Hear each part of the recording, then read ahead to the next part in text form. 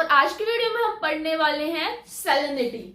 इस वीडियो में हम बेसिकली पढ़ेंगे कि सैलिनिटी क्या होता है, क्या क्या फैक्टर्स अफेक्ट करते हैं सैलिनिटी को, हॉरिजॉन्टल डिस्ट्रीब्यूशन क्या है सैलिनिटी का, वर्टिकल डिस्ट्रीब्यूशन क्या है सैलिनिटी का, और लास्ट में हम देखेंगे कि अलग अलग ओशंस में सैलिनिटी कैसे डिफर करती है, उनका एवरेज सैलिनिटी कितनी है। तो सबसे पहले देखेंगे कि सैलिनिटी क्या होता है। सैलिनिटी बेसिकली होता है कितना नमक प्रेजेंट है ओशन वाटर में। डेफिनेशन वाइज देखें तो amount of total solids in 1 kg sample of water.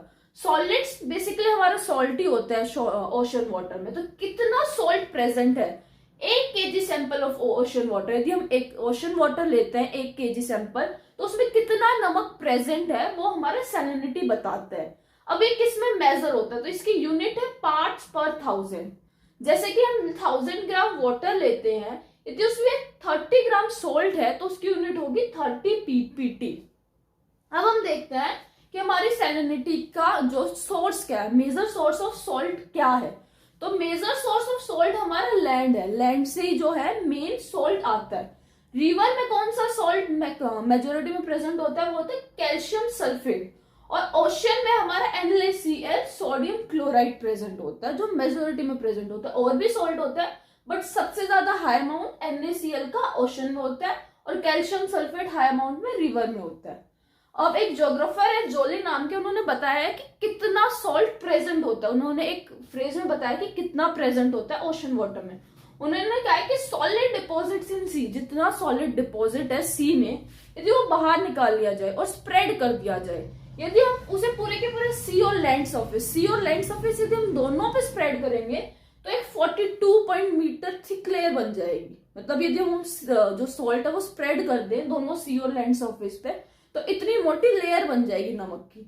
और यदि हम बस उसे लैंड सरफेस पे स्प्रेड करें तो 100 मीटर तक की एक थिक लेयर बन जाएगी लैंड सरफेस पे। अब हमारी सैलिनिटी किस किस चीज को अफेक्ट करती है, वो अफेक्ट करते हैं टेम्परेचर को। टेम्परेचर कितना हाई जाएगा लो जाएगा वो डिपेंड करता है ओशन में कितना नमक है। ओशन डायनेमिक्स को, ओशन करंट्स को, ओशन वेव्स को, इनको भी हमारी सैलिनिटी अफेक्ट करती है। मैराइन ऑर्गेनिजम्स को, बॉइलिंग और फ्रीजिंग पॉइंट को, फ्रीजिंग पॉइंट ज्यादा होगा कम होगा, बॉइलिंग पॉइंट कम ज्यादा होगा, वो सैलिनिटी अलग है तो अलग अलग बॉइलिंग पॉइंट और फ्रीजिंग पॉइंट होगा। ऐसे ही एवोपरेशन को लो करती है, यदि सैलिनिटी ज्यादा है तो, यदि हमारी सैलिनिटी कम है तो एवोपरेशन ज्यादा होगी। तो इन चीजों को वो अफेक्ट करती है सैलिनिटी। अब आगे हम पढ़ेंगे कि क्या क्या फैक्टर्स अफेक्ट करते हैं हमारी सैलिनिटी को। तो सबसे पहला फैक्टर आता है एवोपरेशन। एवोपरेशन कैसे अफेक्ट करता है हमारी सैलिनिटी को, हम एग्जांपल की हेल्प से समझते हैं। जैसे कि हमारा यहाँ पे 40 पार्ट्स पर 1000 हमारा यहाँ पे मतलब कि 40 पार्ट्स हमारा सॉल्ट का है और यहाँ पे 1000 ग्राम वाटर है। तो ये वाटर हमारा एवोपरेट हो गया, पानी तो एवोपरेट हो गया बट सॉल्ट तो उतना ही रहा ना। तो अब हमारे यहाँ पे 800 ग्राम वाटर रहा बट सॉल्ट इतना ही है। अब खुद देखो यदि पानी कम हो गया और सॉल्ट उतना ही है तो उस वाटर की सैलिनिटी बढ़ जाएगी ना। अब तो इस वजह से यदि हमारी एवोपरेशन ज्यादा होगी तो हमारी सैलिनिटी भी ज्यादा होगी। इसी वजह से जो ट्रॉपिक्स पे ना मैक्सिमम एवोपरेशन होती है, क्योंकि इंसोलेशन ज्यादा आती है, सनलाइट की वजह से ज्यादा इंसोलेशन आती है, वहां पे ज्यादा एवोपरेशन होती है। इसलिए जो ट्रॉपिक्स वाले एरिया पे हमारे जो ओशंस होते हैं वो ज्यादा सैलाइन होते हैं। हमारे जो 5 to 10 डिग्री के बीच में जो एरिया ओशंस मिलते हैं उनकी salinity around 34 to 35 degree parts पर 1000 होती है। ऐसे ही हमारी सब ट्रॉपिकल वाले जो एरिया होते हैं वो ज्यादा सैलाइन होते हैं एज कम्पेयर टू हमारे टेम्परेट वाले एरिया से। अब हमारा सेकेंड फैक्टर आता है प्रेसिपिटेशन। अब प्रेसिपिटेशन कैसे अफेक्ट करता है सैलिनिटी को। प्रेसिपिटेशन से मेनली हम रेनफॉल में देखेंगे कि जो रेनफॉल होती है वो हमारा फ्रेश वाटर लेके आती है। और यदि हम नमक वाले पानी में यदि ज्यादा फ्रेश वाटर ऐड करेंगे तो उसकी सैलिनिटी कम होगी ना। तो यदि उसमें फ्रेश वाटर जलेगा तो वो उसकी सैलिनिटी को कम कर देगा। इसी वजह से जो एरिया होते हैं जहाँ पे बहुत ज्यादा प्रेसिपिटेशन होती है वहां की सैलिनिटी कम हो जाती है। इसी वजह से जो हमारा इक्वेटर वाला रीजन है वहां पे हाई टेम्परेचर और हाई इवेपोरेशन के होने के बावजूद वहां की सैलिनिटी कम होती है सब ट्रॉपिकल हाई प्रेशर वाले एरिया से, क्योंकि वहां पे बहुत हाई अमाउंट में प्रेसिपिटेशन हो रही होती है जो कि वहां की सैलिनिटी को कम कर देती है। अब जो हमारा पोल्स वाला एरिया है वहां पे जो ग्लेशियर है वो मेल्ट हो जाते हैं, तो मेल्ट होने की वजह से फ्रेश वाटर आता है। जो फ्रेश वाटर होता है वो सैलिनिटी को कम कर देता है, पानी आता है तो ऐड हो जाता है ओशंस में, तो वो सैलिनिटी को कम कर देता है। इसी वजह से जो पोल्स की सैलिनिटी है वो कम है हमारे ट्रॉपिक्स वाले एरिया से। एक तो ट्रॉपिक वाले एरिया पे बहुत ज्यादा एवोपरेशन हो रही है जो उसकी सैलिनिटी पहले ही बढ़ा रही है, साथ साथ में वहां पे कोई बारिश भी नहीं हो रही है ट्रॉपिक्स वाले एरिया पे, नो प्रेसिपिटेशन, और कहीं से फ्रेश वाटर भी नहीं आ रहा है। इसी वजह से जो हमारे ट्रॉपिक्स वाला एरिया है वो सबसे ज्यादा सैलाइन हो। सैलिनिटी का थर्ड फैक्टर है रिवर वाटर इन्फ्लुएंस। जैसे कि हमें पता है कि जो रिवर है वो फ्रेश वाटर को लेके आती है, तो जो फ्रेश वाटर है जब हमारा वो ओशन में जाएगा तो वो वहां की सैलिनिटी को कम करेगा ना। Water, fresh water add on हो गया सैलाइन वाटर में, तो वो वहां की सैलिनिटी को कम करेगा। इसी वजह से जो यदि हमारी रिवर का वाटर का इन्फ्लुएंस ज्यादा है तो वहां की सैलिनिटी कम हो जाएगी उस ओशन की। जैसे कि जो रिवर हमारी Amazon river, niger river, Congo river, ये बहुत बड़ी बड़ी रिवर्स हैं, जिस एरिया में ये अपना ड्रेन करती है तो वहां की सैलिनिटी को ये बहुत ज्यादा कम कर देती है। नेक्स्ट हमारा जो ब्लैक सी है वहां की सैलिनिटी बहुत कम है, क्योंकि 3 बड़ी बड़ी रिवर्स, डिम्पर, डेनस्टर, डैमर, 3 रिवर है ये, जो ब्लैक सी में जाके अपना वाटर ड्रेन कर देती है, जिसके वजह से यहाँ की सैलिनिटी कम हो जाती है। इंडिया का एग्जांपल लिया जाए तो जो हमारा अरेबियन सी है वहां की सैलिनिटी ज्यादा है as compared to Bay of Bengal की, क्योंकि बे ऑफ बंगाल साइड हमारी बहुत सारी रिवर अपना वाटर ड्रेन करती है और अरेबियन सी साइड नहीं करती इतनी ज्यादा। इस वजह से जो बे ऑफ बंगाल साइड सैलिनिटी कम हो जाती है। एक और एग्जांपल है गल्फ ऑफ बोथेनिया। यहाँ की सैलिनिटी बस 5 ppt है, क्योंकि यहाँ पे रिवर वाटर का जो फ्रेश वाटर आता है जो इसकी जो सैलिनिटी को कम कर देता है। नेक्स्ट हमारा मेडिटेरियन सी आता है। हम देखते हैं कि वहां की सैलिनिटी बहुत ज्यादा है, क्योंकि कोई भी रिवर इसमें अपना वाटर ड्रेन नहीं करती है, इसलिए यहाँ की सैलिनिटी तो इतनी ज्यादा रहती है। अब हमारा नेक्स्ट फैक्टर आता है ट्रेड विंड्स। अब हमारी ट्रेड विंड सैलिनिटी को कैसे अफेक्ट करती है? पहले हमारी जो ईस्टर्लीज है, जो ईस्टर्लीज हमारे वो आती है, तो जो अपने साथ वार्म वाटर होती है, वार्म वाटर होता है उसे ईस्ट कोस्ट की तरफ ले जाती है। तो वार्म वाटर को जब वो ईस्ट कोस्ट की तरफ ले जाती है तो वार्म वाटर के कारण हाई इवेपोरेशन होगी, और यदि हाई इवेपोरेशन हुआ तो हाई सैलिनिटी होगी। तो जब वार्म वाटर जब ट्रेड विंड्स लेके आई तो यहाँ के एरिया का टेम्परेचर बढ़ा दिया, तो एवेपोरेशन बढ़ गया, तो एवेपोरेशन से यहाँ की सैलिनिटी बढ़ गई। ऐसे ही वेस्टर्लीज जो होती है ये वार्म वाटर को हमारा वेस्ट कोस्ट की तरफ ले जाती है, तो जो हमारा वेस्ट कोस्ट है वहां का टेम्परेचर बढ़ गया वार्म वाटर के कारण, वहां पे एवोपरेशन अब ज्यादा होगी, एवोपरेशन के कारण वहां पे अब सैलिनिटी भी बहुत ज्यादा बढ़ जाएगी। ऐसे हमारे ईस्टर्लीज और वेस्टर्लीज हमारी सैलिनिटी को अफेक्ट करती है। वार्म वाटर ले जाते हैं वो वेस्ट कोस्ट की तरफ और हाई इवेपोरेशन हो जाता है, फिर वहां पे हाई सैलिनिटी हो जाता है। अब हमारा नेक्स्ट फैक्टर आता है सर्कुलेशन ऑफ ओशन वाटर। अब ओशन वाटर की सर्कुलेशन कैसे होती है? By ocean currents. तो ओशन करंट में हमारा जो कोल्ड करंट है और वार्म करंट है वो हमारी सैलिनिटी को कैसे अफेक्ट करता है? सबसे पहले जो कोल्ड करंट होता है वो पोल से इक्वेटर की तरफ आ रहा होता है, तो पोल से हमारा फ्रेश वाटर आ रहा होता है, क्योंकि ग्लेशियर मेल्ट होते हैं तो वो फ्रेश वाटर आ रहा होता है, और जब फ्रेश वाटर हमारा ओशन में मिलता है तो वो वहां की सैलिनिटी को कम करता है। तो जो कोल्ड करंट है वो हमारी सैलिनिटी को कम करता है। ऐसे ही जो वार्म करंट है वो सैलिनिटी को बढ़ाता है, क्योंकि वार्म करंट जो होता है वो इक्वेटर से पोल की तरफ जा रहा होता है, तो वो हमारे टेम्परेचर को बढ़ाता है। तो टेम्परेचर बढ़ेगा तो एवोपरेशन बढ़ेगी, और यदि एवोपरेशन बढ़ेगी तो हमारी सैलिनिटी भी बढ़ेगी। अब एक एग्जांपल से समझते हैं। जैसे कि हमारे नॉर्थ अमेरिका है, यहाँ पे हमारे एक लैब्रेंडर कोल्ड करंट आ रहा होता है, ये पोल से इक्वेटर की तरफ आ रहा होता है, तो ये कोल्ड करंट है तो यहाँ की सैलिनिटी को कम करेगा, क्योंकि फ्रेश वाटर हमारा ओशन में मिक्स हुआ है, तो यहाँ की सैलिनिटी कम होगी। हमारे जो नॉर्थ अमेरिका का ईस्ट कोस्ट वाला साइड है यहाँ की सैलिनिटी कम है। और जैसे कि अब हमारा आता है गल्फ ऑफ स्ट्रीम, ये एक वार्म करंट है, तो वार्म करंट है तो ये हमारा टेम्परेचर को बढ़ाएगा, टेम्परेचर को बढ़ाएगा तो अब यहाँ की एवोपरेशन भी बढ़ेगी, और इसी वजह से यहाँ वाले एरिया का सैलिनिटी भी बढ़ेगी। ऐसे नॉर्थ अटलांटिक ड्रिफ्ट है, ये यूरोप वाली साइड की सैलिनिटी को बढ़ाता है, क्योंकि एक वार्म करंट है, वार्म करंट की वजह से, टेम्परेचर बढ़ने की वजह से यहाँ की सैलिनिटी बढ़ गई। ऐसे ही यहाँ पे कोल्ड करंट है, कैलिफोर्नियन कोल्ड करंट आता है जो यहाँ की सैलिनिटी को कम करता है। अब आगे हम देखेंगे डिस्ट्रीब्यूशन ऑफ सैलिनिटी क्या है। सबसे पहले हम देखेंगे कि हॉरिजॉन्टल डिस्ट्रीब्यूशन क्या है, लैटिट्यूड वाइज जो हमारी सैलिनिटी है वो कैसे अलग अलग है। तो पहले जो हम इक्वेटर से पोल की तरफ जाते हैं, इक्वेटर से पोल की तरफ, तो हमारी सैलिनिटी कम होती रहती है। तो सैलिनिटी कम क्यों होती है? क्योंकि पोल्स पे हमारे ग्लेशियर्स होते हैं, तो ग्लेशियर पे जब वो फ्रेश वाटर आता है और जब वो ओशंस में मिक्स होता है तो फ्रेश वाटर जो होता है वो हमारी सैलिनिटी को कम कर देता है। इसी वजह से जब इक्वेटर से पोल की तरफ जा रहे हैं हमारी सैलिनिटी कम होती रहती है। सेकेंड है, हमारी जो सैलिनिटी है वो ट्रॉपिक्स पे सबसे ज्यादा होती है। ट्रॉपिक्स पे सबसे ज्यादा होने के कारण क्या क्या है? सबसे पहला कारण है हाई इंसोलेशन, वहां पे सबसे ज्यादा डायरेक्ट सनलाइट आ रही है। फिर हाई टेम्परेचर, इसी वजह से हाई टेम्परेचर है, हाई टेम्परेचर होगा तो हाई एवोपरेशन होगी, और हाई एवोपरेशन की वजह से हाई सैलिनिटी भी होगी। और तीसरा फैक्टर आता है लो प्रेसिपिटेशन, इतनी ज्यादा रेनफॉल भी नहीं होती है as compared to equatorial region, tropics पे इतनी ज्यादा रेनफॉल नहीं होती। इन तीन फैक्टर्स की वजह से वहां पे सैलिनिटी सबसे ज्यादा होती है। अब हेमिस्फेयर वाइज देखे जाए, नॉर्दर्न हेमिस्फेयर और सदर्न हेमिस्फेयर, किस पे सैलिनिटी ज्यादा होगी?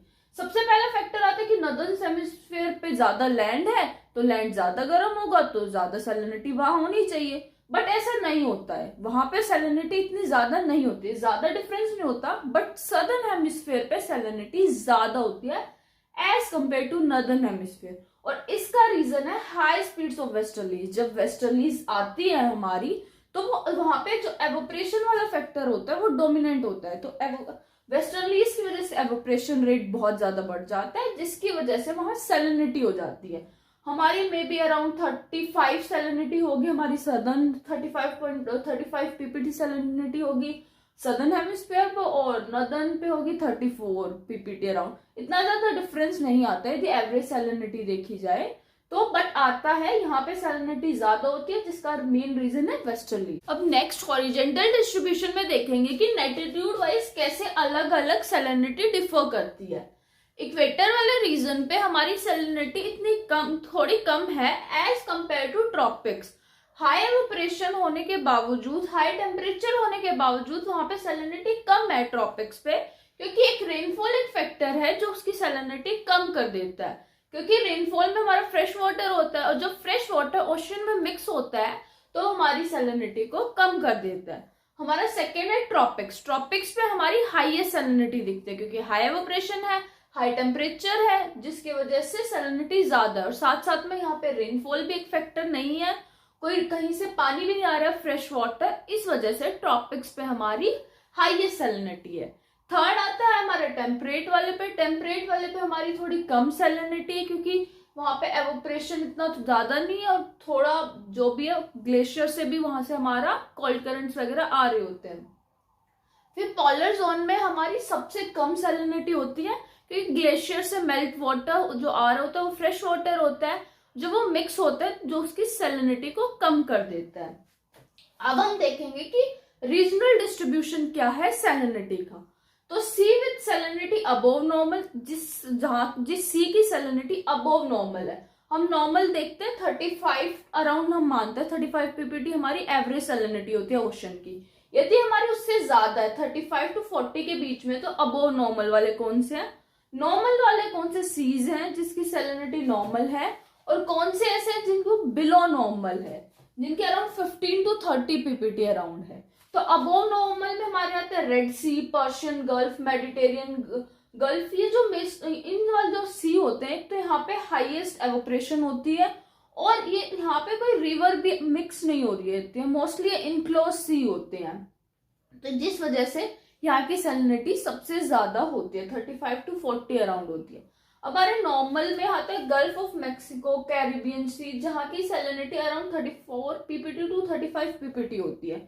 ट्रेड विंड से कोई फैक्टर आता है इन सीज में जो मे बी इसकी सैलिनिटी को थोड़ा बढ़ा देता है, बट नॉर्मल तक रहती है सैलिनिटी, इतनी ज्यादा नहीं होती। अब बिलो नॉर्मल में यहाँ पे सैलिनिटी सबसे कम होती है, बेरिंग सी, आर्टिक ओशन, ओकोटिक सी, ये कुछ सीज हैं जहाँ पे हमारी सैलिनिटी नॉर्मल से भी कम होती है। नॉर्मल से कम होने के कुछ फैक्टर्स हैं, एक फैक्टर है कि मेल्ट वाटर, जो हमारे ग्लेशियर से फ्रेश वाटर आ रहा होता है, वो उसकी सैलिनिटी को कम कर देता है। अब हॉरिजेंटल डिस्ट्रीब्यूशन में हम देखेंगे कि आइलैंड, सी और लेक में जो सैलिनिटी होती है वो कैसी होती है। तो यदि हम कुछ एग्जांपल देखेंगे, जैसे लेक वेन है, वहां की सैलिनिटी हमारी 330 पीपीटी है, डेड सी की 240 है, ग्रेट सोल्ट लेक की हमारी 220। अब तक हमने सी जो भी ओशंस देखे थे उनके अराउंड 35 पीपीटी टू 40 पीपीटी तक हमारी मैक्सिमम गई थी।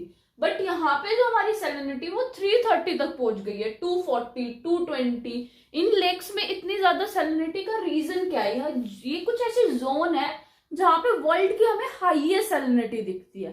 पहला फैक्टर है क्योंकि ये इनक्लोज्ड है, ये लैंड से इनक्लोज है, इस वजह से यहाँ पे हाईएस्ट सैलिनिटी है। दूसरा, यहाँ पे कोई रिवर भी नहीं आ रही है, जो ये, और प्रेसिपिटेशन भी एक फैक्टर है कि प्रेसिपिटेशन नहीं हो रही है, जिस वजह से इन एरियाज में इतनी ज्यादा सैलिनिटी होती है। अब हम देखते हैं कि वर्टिकल डिस्ट्रीब्यूशन क्या है सैलिनिटी का। हमारा जो वर्टिकल डिस्ट्रीब्यूशन है सैलिनिटी का, उसे समझना थोड़ा कॉम्प्लेक्स है as compared to horizontal distribution. But हमने ये दो पार्ट्स में डिवाइड कर रखा है जिससे हमें आसानी से समझ में आ जाएगा। अब हम देखते हैं कि जो वर्टिकल डिस्ट्रीब्यूशन है वो कंट्रोल होता है अलग अलग फैक्टर से, हमारा एवोपरेशन से, टेम्परेचर से, डेंसिटी से, अलग अलग फैक्टर से हमारा जो वर्टिकल डिस्ट्रीब्यूशन है वो अफेक्ट होता है सैलिनिटी का। अब वर्टिकल डिस्ट्रीब्यूशन में हम देखेंगे कि जब हम ओशन वाटर में नीचे जाते हैं तो डीप वाटर और सरफेस वाटर में क्या डिफरेंस आता है सैलिनिटी का। तो पहला रीजन हमने डिवाइड करा था इक्वेटोरियल रीजन और ट्रॉपिक्स रीजन में वर्टिकल डिस्ट्रीब्यूशन कैसे होता है। तो यहाँ पे हमें पता है इक्वेटोरियल रीजन और ट्रॉपिक्स रीजन में हाई इवेपोरेशन होती है क्योंकि हाई टेम्परेचर है, हाई इंसुलेशन और हाई इवेपोरेशन की वजह से यहाँ पे जो हमारा सरफेस वाटर होता है यहाँ पे हाई सैलिनिटी होती है एज कंपेयर टू हमारी डीप वाटर की। इस वजह से जैसे ही हम हमारे यहाँ से ऊपर से नीचे जाते हैं ओशन वाटर में, ट्रॉपिक्स वाले रीजन में और इक्वेटोरियल रीजन में हमारी सैलिनिटी कम होती है। As we go down in tropics salinity decreases. But जो हमारे टेम्परेट और पोलर जोन है यहाँ पे इतना ज्यादा टेम्परेचर नहीं होता, सरफेस वाटर हमारा ऑब्लिक रेज आ रही होती है, इस वजह से यहाँ पे इतनी ज्यादा एवोपरेशन नहीं हो पाती है, इतना ज्यादा ना तो टेम्परेचर राइज हो रहा है, इस वजह से ना इतनी ज्यादा एवोपरेशन हो रही है। और एवोपरेशन ज्यादा नहीं हो रही है तो सैलिनिटी भी ज्यादा नहीं है ऊपर, और जो हमारा सॉल्टी और जो हमारा कोल्ड वाटर है वो नीचे सेटल डाउन हो जाता है। इस वजह से जो हमारा टेम्परेट और पोलर जोन है यहाँ पे जो सैलिनिटी है वो हाईएस्ट होती है डीप वाटर। बट यहाँ पे हमारी डीप वाटर में सैलिनिटी कम होती है, यहाँ पे सैलिनिटी ज्यादा होती है सरफेस वाटर में। इस वजह से जैसे ही हम बॉटम से टॉप की तरफ जा रहे होते हैं टेम्परेट और पोलर रीजन में हमारी सैलिनिटी यहाँ से घटनी स्टार्ट हो जाती है। इस वजह से लो एवोपरेशन है तो लो सैलिनिटी है, और जो हमारा कोल्ड और सॉल्टी वाटर है वो नीचे सेटल डाउन हो जाएगा क्योंकि यदि वाटर की डेंसिटी वगैरह ज्यादा होगी तो वो नीचे सेटल डाउन हो जाएगा। इस वजह से हमारे ये दोनों एरियाज में सैलिनिटी वर्टिकल डिस्ट्रीब्यूशन में अलग अलग होती है। अब हम देखेंगे कि ओशंस में सैलिनिटी कितनी होती है और वो कैसे वेरी करती है। सबसे पहले देखते हैं कि इंडियन ओशन में हमारी एवरेज सैलिनिटी होती है 35 पीपीटी। हम देखेंगे कि जो हमारा अरेबियन सी है इंडियन ओशन में, और एक साइड हमारा बे ऑफ बंगाल है, हम इंडिया के भी दोनों साइड देखें तो वेस्ट साइड अरेबियन सी है और बे ऑफ बंगाल इस साइड में। तो जो अरेबियन सी है उसकी सैलिनिटी ज्यादा है as compared to Bay of Bengal, क्योंकि बे ऑफ बंगाल में हमने देखा है कि कुछ मेजर रिवर्स आती हैं जो ओशन में हमारे उस बे ऑफ बंगाल में मिल जाती हैं, जिसकी वजह से वो फ्रेश वाटर होता है वो उसकी सैलिनिटी को कम कर देता है। बट हमारे अरेबियन सी में ऐसे कोई मेजर रिवर नहीं आती है जिस वजह से इसकी सैलिनिटी ज्यादा रहती है। सेकेंड है जो हमारा वेस्ट कोस्ट है इंडियन ओशन में, जो हमारा वेस्ट कोस्ट है ऑस्ट्रेलिया का, वो ड्राई है जिस वजह से वो ज्यादा सलाइन है। क्योंकि वो ड्राई एरिया क्यों है? क्योंकि ईस्टर्लीज वहां पे फ्लो करती है जिस वजह से वो उसको सारा का सारा वार्म वाटर के साथ उस एरिया को ड्राई कर जाती है, जिस वजह से वो ज्यादा सलाइन है इंडियन ओशन में। फिर हम देखेंगे जो रेड सी है वहां पे हमारी हाईएस्ट सैलिनिटी देखी जाती है इंडियन ओशन में, क्योंकि वहां पे हाई इवेपोरेशन है, हाई टेम्परेचर की वजह से हाई इवेपोरेशन है, इनक्लोज्ड है वो पूरा, कोई रिवर भी उसमें जाकर मिल नहीं रही है, जिस वजह से वहां की सैलिनिटी बहुत ज्यादा है। अब हम देखेंगे कि अटलांटिक ओशन में कैसे है सैलिनिटी। यहाँ की जो एवरेज सैलिनिटी है वो 35.67 अराउंड, हमारी 35.67 पीपीटी अराउंड वहां की एवरेज सैलिनिटी है। जो वहां पे ट्रॉपिक्स वाला रीजन है 10 to 30 डिग्री वाला, वहां पे हाई टेम्परेचर और हाई इवेपोरेशन होने के कारण वहां पे हाईएस्ट सैलिनिटी हम देखते हैं। बट जो वेस्ट पार्ट ऑफ अटलांटिक है, जो हमारा ये वेस्ट पार्ट ऑफ अटलांटिक है, यहाँ पे तो वो उस एरिया में भी नहीं आता कि हाई इवेपोरेशन हो, हाई टेम्परेचर, बट यहाँ पे भी हमें हाई सैलिनिटी दिखती है। उसका क्या क्या फैक्टर है, एक तो हमारी ईस्टर्लीज फ्लो करती है, दूसरे तो करंट है, दो वार्म करंट्स है, एक है नॉर्थ अटलांटिक ड्रिफ्ट। यहाँ पे आप देख सकते हो, यहाँ पे नॉर्थ अटलांटिक ड्रिफ्ट है, हमने टेम्परेचर वाली वीडियो में भी देखा था कि ये जो वार्म करंट है आते हैं, ये हमारे टेम्परेचर को बढ़ा देते हैं। टेम्परेचर बढ़ेगा वार्म वाटर के कारण, तो वहां की एवोपरेशन भी बढ़ेगी। अब एवोपरेशन की वजह से वो वाला एरिया ज्यादा सैलाइन हो जाएगा। ट्रॉपिक्स वाले रीजन में तो हाई सैलिनिटी होगी वेस्ट अटलांटिक ओशन में, बट इन वाले एरिया में भी हाई सैलिनिटी है कुछ वार्म करंट्स के कारण और ईस्टर्लीज विंड्स के कारण यहाँ पे सैलिनिटी ज्यादा है।